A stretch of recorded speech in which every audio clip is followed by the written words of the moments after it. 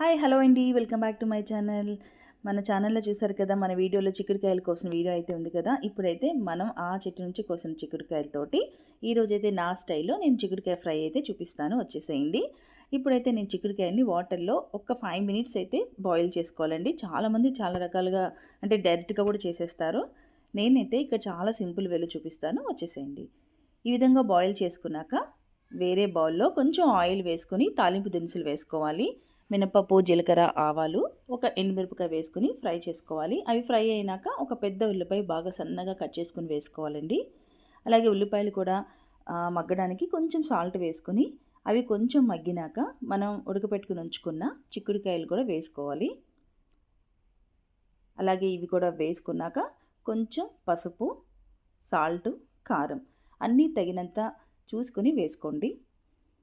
ఇవి ఎక్కువసేపు కూడా మగ్గక్కర్లేదండి, ఎందుకంటే ఆల్రెడీ మనం ఒక 5 మినిట్స్ బాయిల్ చేసాం కాబట్టి ఊరికే మగ్గిపోతే.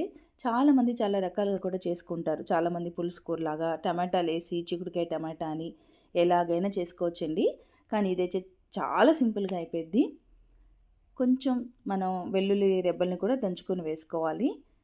అలాగే లాస్ట్లో చాలామంది కొంచెం పుట్నాల పొడి కానీ లేకపోతే పల్లీ పొడి కానీ కొంచెం కచ్చాపచ్చగా దంచుకొని వేసుకుంటారు. టేస్ట్ కూడా బాగుంటుందండి. ఇక్కడైతే నేను ఏం వేయలేదు.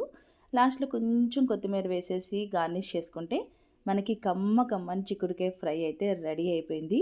ఇది సాంబార్లకు కానీ ఇంకా రసంలో కానీ సూపర్గా ఉంటుందండి టేస్ట్.